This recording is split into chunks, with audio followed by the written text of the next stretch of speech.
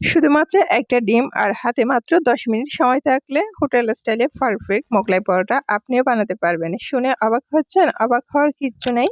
সত্যি বলতেছি, আমাদের বাসায় হুটহাট যখন মেহমান চলে আসে তখন আমরা ইনস্ট্যান্ট মোগলাই পরোটা দোকান থেকে কিনে খাই। তো আজকের রেসিপি দেখলে ইনশাল্লাহ আপনি আর দোকান থেকে মোগলাই পরোটা কিনতে যাবেন না, বাসায় বানিয়ে খাবেন। তো চলুন দেখে নিই আজকের এই ফুলকো মোগলাই পরোটা কিভাবে বানিয়েছি। হ্যালো গাইস, আসসালামু আলাইকুম, ওয়েলকাম টু মাই তারিনসি ব্লগ। একটা মিক্সিং বোল নিয়েছি, বিসমিল্লাহ। এর মধ্যে আমি 2 কাপ ময়দা নিয়ে নিচ্ছি। আপনারা চাইলে ময়দার পরিবর্তে আটাও নিতে পারেন।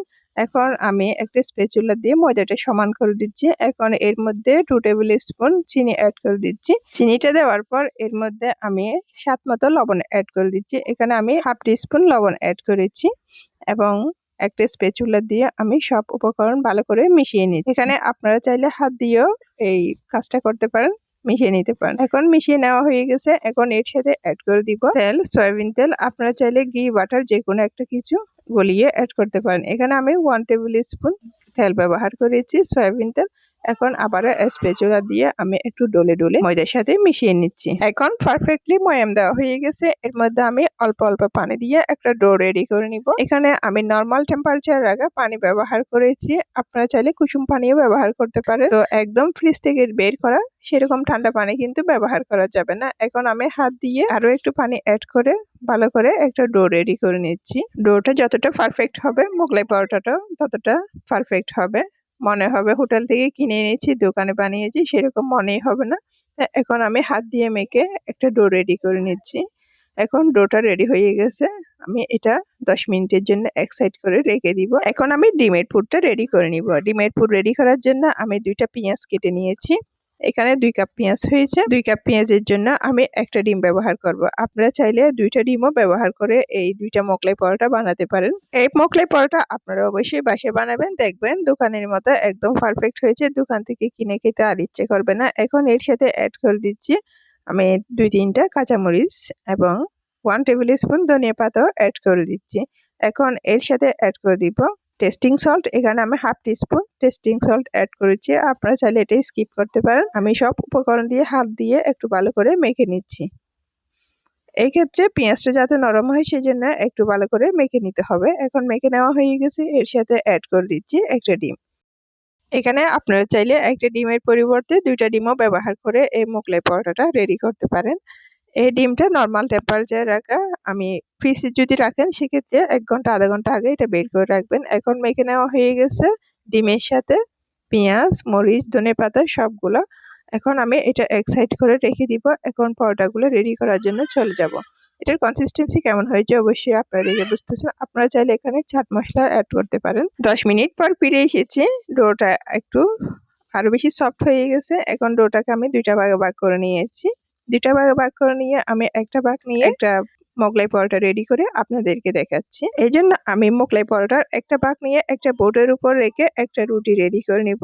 এই ক্ষেত্রে আপনারা চাইলে ময়দা না দিয়ে তেল ব্যবহার করেও এই রুটিটা রেডি করতে পারেন, বাট আমি ময়দা দিয়ে আজকের এই রুটিটা রেডি করে নিচ্ছি।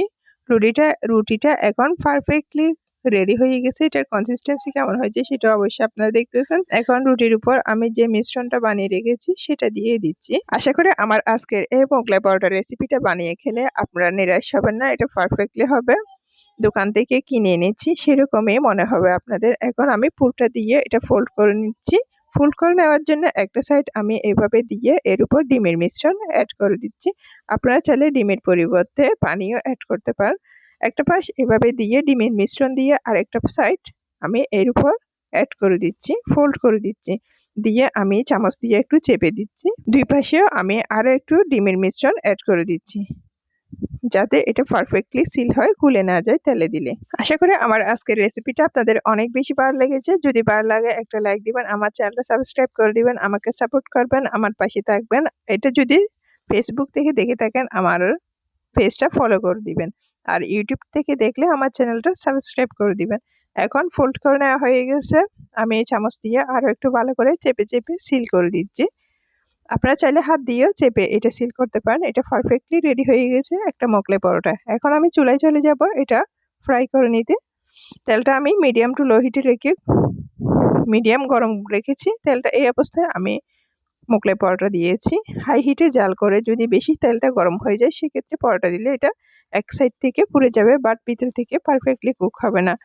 এখন মোগলাই পরোটাটা এক পাশ থেকে আরেক পাশে উল্টিয়ে পাল্টিয়ে আমি এটা ভালো করে কুক করে নিচ্ছি। এই মোগলাই পরোটা আপনারা বিভিন্ন প্রকারের সস দিয়ে খেতে পারেন। মুরগির মাংসের ঝোল দিয়ে, গরুর মাংসের ঝোল দিয়ে, হাঁসের মাংসের ঝোল দিয়ে, এমনিতেও এটা কিন্তু অনেক বেশি মজা, অনেক বেশি টেস্টি। আপনারা আর দোকান থেকে কিনে না খেয়ে বাসায় আমার এই রেসিপিটা ফলো করে অবশ্যই বানাবেন। এখন আমি একটা পরোটা রেডি করে নিয়েছি, আরও একটা পরোটা রেডি করে নিচ্ছি। এখন আমার দুইটা পরোটাই রেডি হয়ে গেছে মাশাআল্লাহ। আপনারা দেখে বুঝতেছেন। এখন আমি পরোটাগুলো কেটে নিচ্ছি। মোগলাই পরোটার ভিতরটা কেমন হয়েছে সেটা অবশ্যই দেখতে হবে। অনেকেই বলে কর্নফ্লাওয়ার অ্যাড করতে, বাট কর্নফ্লাওয়ার অ্যাড করলে এটা পারফেক্ট হয় না। আপনারা ভুলেও কোনোদিনও কর্নফ্লাওয়ার অ্যাড করবেন না। এখন মোগলাই পরোটার ফাইনাল লুক আপনাদেরকে আমি দেখাচ্ছি ভিতরটা কেমন হয়েছে। মাশাআল্লাহ,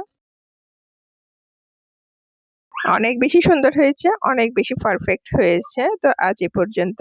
সবাই ভালো থাকবেন, সুস্থ থাকবেন, আর সবাই সবার জন্য দোয়া করবেন। আসসালামু আলাইকুম। আর আমার চ্যানেলটা সাবস্ক্রাইব করে দিবেন। আমার ফেসবুক পেজটা ফলো করে আমার পাশে থাকবেন। Bye bye and take care.